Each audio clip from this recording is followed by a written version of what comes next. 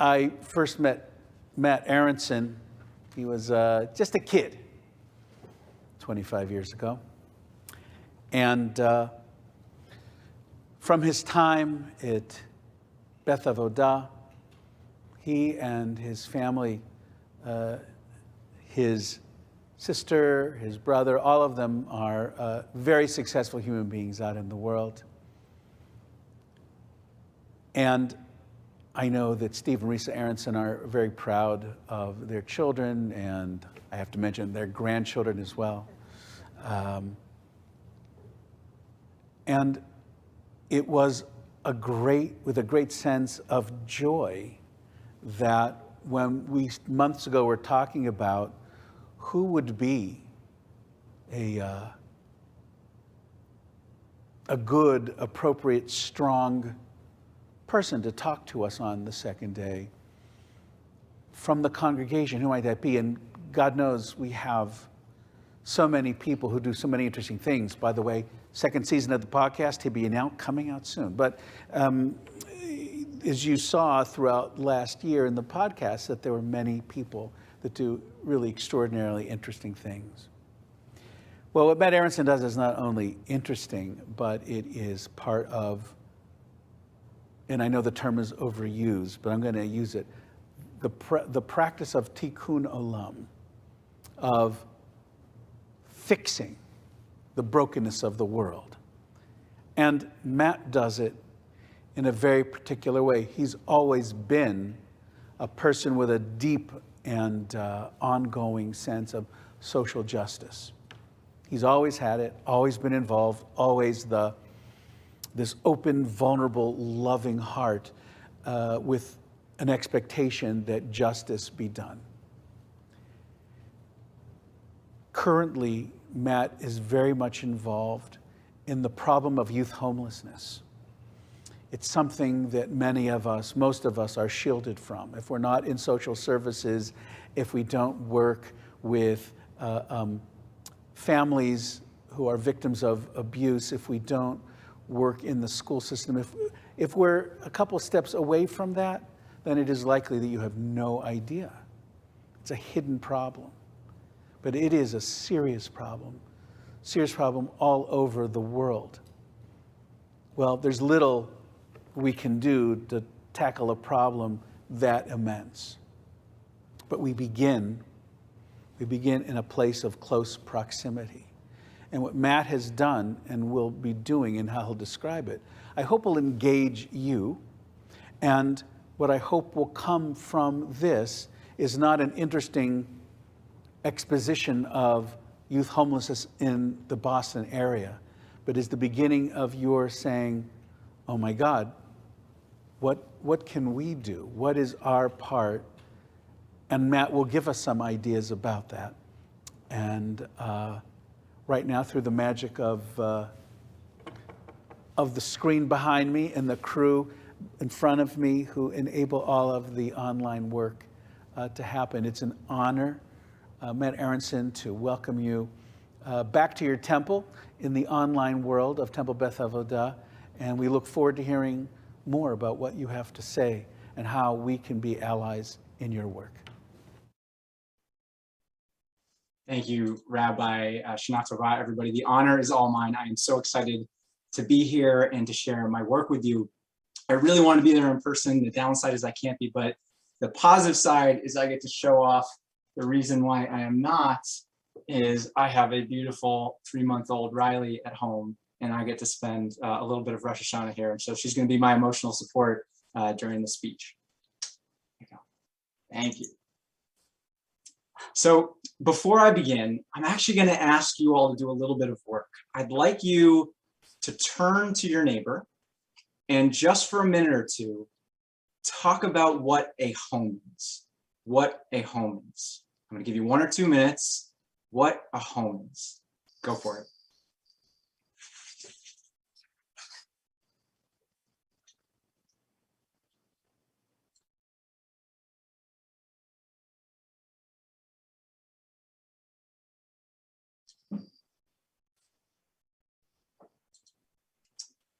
All right. If we were in person, it would be more engaging, a lot of activities. Because this is Temple Beth Avodah, I'm going to guess that more than a few of you got philosophical very quickly about what a home is. And at a basic level, a home is a set of walls and a roof, a kitchen and a bedroom. But a home is also where you eat and where you sleep. It's where you get ready for work, where you keep your medicine and go to the bathroom. And a home is a feeling. It is safety and security, family connections, warmth, and relaxation. And so while we talk about youth homelessness today, which is literally the lack of a consistent place to sleep at night, I want you to think about these other things, because to experience homelessness is to lose all of these other things. Now, I love what I do, and I also love bringing amazing people like you all into my world. Temple Beth Avodah is filled with some of the most incredible people, and I know that this is a community capable of affecting significant change. And so I have committed, as the rabbi said, to working with the TBA community all year on social action, and to challenge you to join me and the rabbi in that year-long effort to learn about and then take action in the fight to end youth and young adult homelessness in Greater Boston. So what is it that I do that I love so much? Every day, I work with stakeholders around the country to prevent and end youth and young adult homelessness. And when I talk about youth and young adults, I am talking specifically about young people under the age of 25. That may include an individual who's 10 or 15 or 21. It also includes couples or partners who are surviving together. So like a 16 and a 17-year-old, a 20 and a 22-year-old. And it includes young parents. So it could be a 17-year-old single mom, a 24-year-old single dad with a young child, as long as no one in the household is 25 or older. And when I talk about homelessness, I mean young people who are on the streets or places not meant for sleeping, like a car or a bus terminal, an abandoned building, or under a bridge. Young people living in shelters or other homelessness housing. Young people who are couch surfing, and so when they're moving from place to place and they never know where they will go next or how long they can stay in any one place. And finally, young people living in unsafe situations, fleeing domestic violence, mental and physical abuse, sexual or commercial exploitation. And so I work with cities and counties and states, including the state of Massachusetts, helping them to develop strategic plans to prevent and end youth and young adult homelessness. I coach their leadership, I train their staff, I conduct formal needs assessments. I help them incorporate young people into decision-making structures as full partners and to start youth action boards. And I also work on innovative projects, so things that bring new and promising strategies that I believe in and evidence suggests will help to move the field forward. I love what I do for at least 4 reasons, some of which I hope will resonate with you. So the first is the youth and young adults experiencing homelessness that I get to work with. These are the most intelligent, compassionate, creative, resilient, and inspiring people I have ever met. They have made every project I have ever worked on better. Their insights are searing, and it is amazing to watch them develop into formidable leaders themselves. They are also the most humble and magnanimous people I have ever met, which is probably the most inspiring aspect. Several years ago, I had the privilege to attend the college graduation of a young man that I had mentored. And after the ceremony, I asked him what he wanted to do with his life. He was actually headed to law school. And he said, "Matt, I want to make sure that every young person is as lucky as I was." Now, this is a young person who experienced homelessness most of his life, experienced physical and mental trauma. He even lived out of his car for a time while in college, and I was mad because he didn't tell me. And I said to Anthony, "What do you mean lucky? If anyone could say that they did it on their own, it would be you." But he said, "No, Matt, you don't understand. I found Sasha Bruce, which is the youth organization he worked with. I found this person and that mentor and you. I'm lucky. And there are many more young people who are just as smart and deserving as me who never had those opportunities. And man, do I find that inspiring." The second reason I love what I do is that it just feels right to help people every day. And I consider that a privilege, that I feel this way, that I owe at least in part to growing up at Temple Beth Avodah. I had amazing role models in my grandparents, my Nana who's watching, my parents, and my Auntie Bunny, who were always volunteering as greeters and ushers, building the sukkah with the Brotherhood, supporting every play, event, and blood drive. They were on the school board. They were in temple leadership. Like most of your families, for the folks who are watching today, we participated with the community and food drives. We had tzedakah boxes. I remember raising money during Passover for the candy sales that we did in Hebrew school. And the extra stories in the prayer books that I used to read, the poems and psalms, the sermons from Rabbi, all were about mitzvah, tzedakah, and tikkun olam. And so these are the foundational values that I'm lucky to say were normalized for me in our community. And so now they just feel right, and they make my job that much more satisfying. The third reason is I get to use the skills and talents that I have and enjoy. The community organizing and relationship building I learned as a Peace Corps volunteer in Ukraine, the facilitation skills I learned as a teacher and coach. I get to problem solve and help communities tell their stories. And as often as I can, I still try to work one-on-one with young people. And the great thing about this work is that there is room for a broad range of skills and backgrounds, not just social workers, housing or healthcare specialists. And I can promise that there is a need for your skills and talents in this movement. Finally, I love working on a big challenge with a sense of urgency. Now, that is also something that keeps me up at night, along with my 3-month-old daughter. Thanks to comprehensive and groundbreaking research conducted a few years ago, we know that pre-pandemic, 1 out of 10 18 to 24-year-olds and 1 out of 30 13 to 17-year-olds experience some form of homelessness in America each year. I want to let that sink in for a sec. 1 out of 10 18 to 24-year-olds and 1 out of 30 13 to 17-year-olds experience some form of homelessness in the wealthiest country in the world. That means about 4.2 million young people experience homelessness in America. And if we translate that to Massachusetts, it's between 70 and 90,000. And in Newton and South Brookline, that means it's between 1,200 and 1,500. And even if we think our community is 2 or even 4 times better than the national average, that still means that hundreds of young people experience homelessness in this community every year. And that was before the pandemic, which we don't even know the full effects of yet.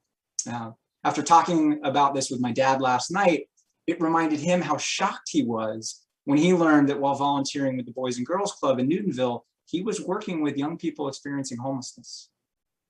Some other things that we know are that there's no difference in the prevalence of youth young homelessness between urban, suburban, and rural spaces. It sometimes looks different. You may have more couch surfing, for example, in Newton or Brookline because we don't have youth shelters or youth homelessness services. And so you'll see that experience where the few shelters are in Boston or Cambridge or Framingham. We also know that homelessness affects certain populations disproportionately and more severely than average. LGBTQ young people and Black and brown young people are vastly overrepresented, as are young people with histories of child welfare and juvenile justice involvement. We know that young people in poverty and without a high school diploma and young parents are at greater risk, that we are serving lots of young people with histories of domestic violence or trafficking. And we know that even though the average young person we see in our homelessness system, so those young people who actually receive services, are over 20, they report their first experience with homelessness as occurring before they were 18. And so it means that homelessness starts young, and we usually don't see them until they've already had significant homelessness experience. Now, the consequences of homelessness can be severe. So living on the streets is maybe obvious, and frequently moving risks sexual and physical violence and trauma. According to one report, young people experiencing homelessness have higher rates of PTSD than veterans. They are more than 5 times more likely to experience suicidal ideation or attempt suicide. They're more likely to be trafficked. Homelessness leads to lower graduation rates and school performance. It's hard to find a job and keep a job. It's harder to stay healthy. They're at risk for addiction after using substances as a coping mechanism while experiencing homelessness, and they're at risk of early death. Another recent research initiative estimated that each day a young person experiences homelessness or is waiting in limbo for a resource to become available, which can take many months, that increases their risk of future homelessness by 2% each day, suggesting that today's young people experiencing homelessness may become tomorrow's older folks chronically experiencing homelessness. And even if that is not compelling for you, in the wealthiest country in the world, homelessness unresolved is very expensive. In emergency services and other community resources, it's expensive, as well as in the lost productivity and creativity that those young people may have otherwise added to the world. And yet, despite that daunting, angering, and somewhat bleak picture that I just painted for you, perhaps made significantly worse by the pandemic, I have found a lot of reasons to be hopeful for our movement. 10 years ago, we knew very little about youth and young adult homelessness. Thanks to investments from the government and private philanthropy, we now have a detailed understanding of the problem and are building an evidence base for which solutions actually make a difference. While it is nowhere near enough, there is more funding for youth and young adult homelessness every year at the federal, state, and local levels. The state of Massachusetts has actually stepped up pretty well for the last 5 years in making meaningful, flexible investments in community efforts to end youth and young adult homelessness. I also think that we are more aware of youth and young adult homelessness than we ever have been, about the housing crisis in general, as well as systemic issues like racism and homophobia that contribute to homelessness. And that has brought in more people and sectors than we ever had. So not just traditional homelessness folks, but schools and colleges, first responders, child welfare and criminal justice, businesses, and philanthropy. And finally, I'm hopeful because of the number of young people with lived experience leading the movement. 2 of them run the largest national campaign to end youth and young adult homelessness. It's called A Way Home America. There are more youth action boards in every community around the country than ever, and they are beginning to take over roles at all levels of the work. So where do you all fit in? What is the role of Temple Beth Avodah in all of this, as Rabbi was alluding to? The first thing is we can build our awareness. We can confront stereotypes and commit to paying attention and taking an active role. Youth and young adult homelessness is way too easy to ignore in our country. Frequently, I ask people during sessions that I lead to tell me what they think of immediately after I say the word homeless. And they usually talk about an older man living on the streets, drunk or high, and begging for money. And they say it with a lack of empathy and deservedness. And to be honest, I have those same preconceived notions. While it is far from the norm, homelessness can look like that. And that person is every bit as deserving of a home as anyone else. Homelessness on average looks very different. It is far more often a single mom in her early 20s with 1 to 3 young children who works or is looking for work. And it is a lack of community connections and many, many failed systems that lead to a terrible fate that is tough to get out of. It is something that we need to confront and can do something about. And that's why Rabbi and I talked about us first doing a lot of learning together this year. Next, we can take time to consider our own skills, roles, capacities, and interests. As I mentioned, we have this amazing community. We are doctors and professors, politicians and entrepreneurs. We've got engineers and journalists and our amazing young people, and everyone has something that is valuable to the movement. We can volunteer our time at local food banks or the Y2Y youth shelter in Harvard Square. We can mentor young people either one-on-one or as part of a program that builds permanent connections. We can contribute our legal advice to young people who need help with documentation or evictions. Businesses can work with employment organizations to hire young people. We can create media that brings awareness and challenges stereotypes. We can champion state legislation and local ordinances that create housing and fight against NIMBYism and those laws that criminalize homelessness. And we can use our development expertise to build units and rent to this population. For those of you who are philanthropists or who would like to donate in any amount, there are plenty of important opportunities for investment in our community. Now, generally, I think about investments in 3 categories. You can fund more of what exists, you can fund efficiency and improvements, and you can fund innovation. There are lots of worthy organizations that need our support. They are doing incredible work, and I donate to many of them every single year. We need massive investments in housing programs and services. And not only is that a great role for government to play, we will not end youth and young adult homelessness by doing what we are already doing and expecting a different result. Now, I spend most of my days in the efficiency and improvement space, helping communities build better systems, collaborate in new ways, increase staff capacity, standardize and streamline processes. And while that can take communities a long, long way, I am a true believer in what we call the coordinated community response. Eventually, you can only be so coordinated and so efficient. So to end youth and young adult homelessness, a challenge in its most recent incarnation that has been with us since the 1980s and in its modern form since at least the 1500s, we need new and innovative strategies that will help us shift from managing youth and young adult homelessness to ending it.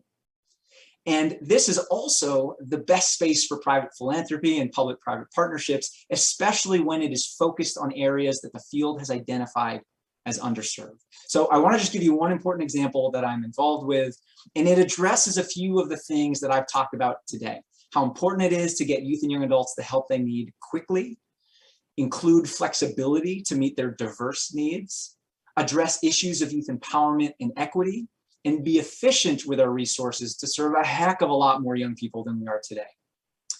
Bay Cash is a direct cash transfer program for youth and young adults experiencing homelessness. Some of you may be familiar with cash transfer projects. There was one in Stockton, California. There's even one in Chelsea, Mass. There will be one in Cambridge. This is something like that, but more substantial and longer lasting.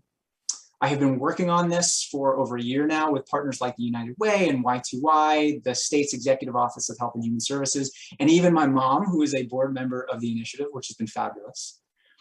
We are going to test whether regular modest cash payments over 2 years' time, plus targeted supports like peer navigation and financial coaching, are effective in ending youth and young adult homelessness. If I had one tool to add to the toolkit of every community in America, it would be direct cash transfers, no question. While there are no silver bullets, this could be the most important intervention in our fight to prevent and end youth and young adult homelessness. But it doesn't exist yet anywhere in the United States for this population. There is another pilot on the way in New York City that I'm a part of, but no one else is doing it yet. That is despite the overwhelming evidence that direct cash transfers are effective in improving a broad array of outcomes for people with the highest barriers to success. It is one of the most well-researched interventions in the world, but in America, there are a few biases and cultural aspects that get in the way. We don't like giving money to people. We don't usually trust poor people. We don't tend to trust Black and brown people. We don't trust young people, and we don't trust folks experiencing homelessness. I have these same unconscious biases too, because I grew up in this country as well. And that's a lot to overcome, including the belief that money will just be wasted. But all of the evidence that we can find has said the opposite, that when you give poor folks money unconditionally through a cash transfer program, they spend it on their basic needs. They spend it on food and clothing, on housing and healthcare, debts and education. They don't waste it any more than any other human being, and likely less than well-resourced folks do. I certainly can think of several times over the past month that I made a poor financial decision. And what's more, cash transfers allow young people to meet their needs quickly by convincing maybe a relative to let them live with them, or for a little rent to find a roommate quickly, rather than spending the 3 or 6 or sometimes 9-month average waits to move into a housing unit once you've already qualified for a program, all the time increasing your risk of future homelessness. It allows us to spend the funding on young people's individual needs without red tape or irrelevant spending prescriptions. It builds youth and young adult self-efficacy through trust and practice, and allows them to avoid some of the implicit racism, homophobia, and transphobia by removing middlemen and gatekeepers between them and their needs. And it's way more cost effective to run a direct cash transfer program, even with the offered supports, than a traditional housing program. And so we can serve a lot more young people.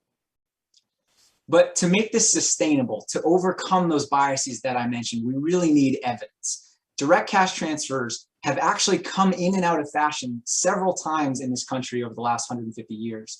Basic income was thought to be all but inevitable by economists in the early 20th century. Richard Nixon, if any of you have been around long enough, almost signed universal basic income into law in the early 1970s. And we have had several other generous cash transfer programs come and go as their momentum has waned.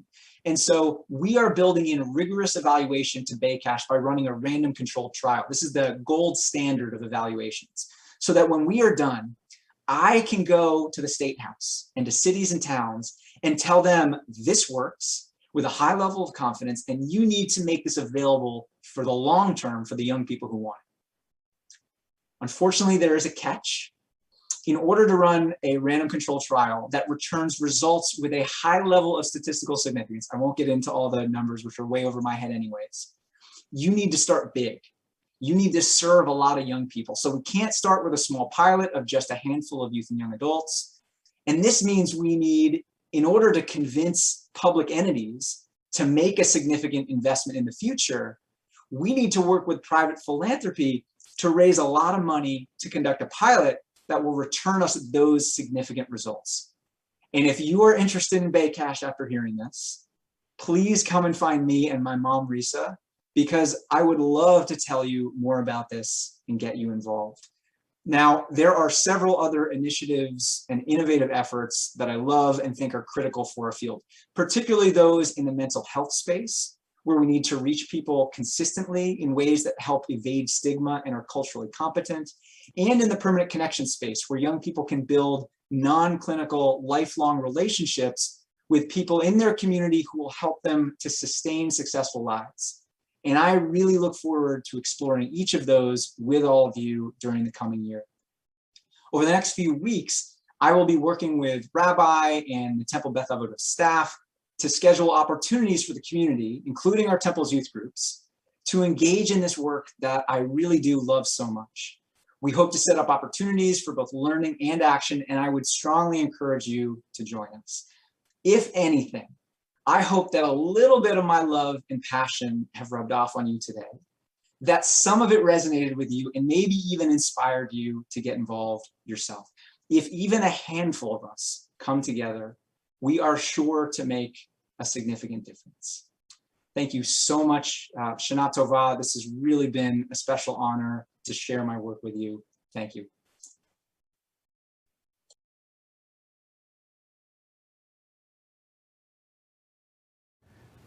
Thank you so, so much for being with us on the second day of Rosh Hashana.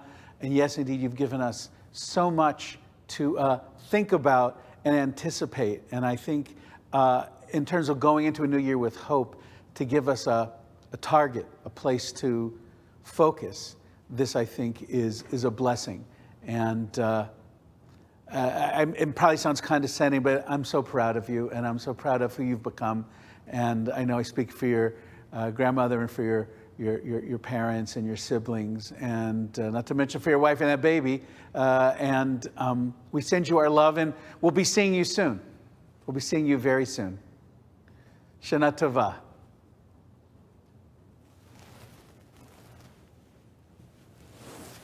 A Beth Avodah boy.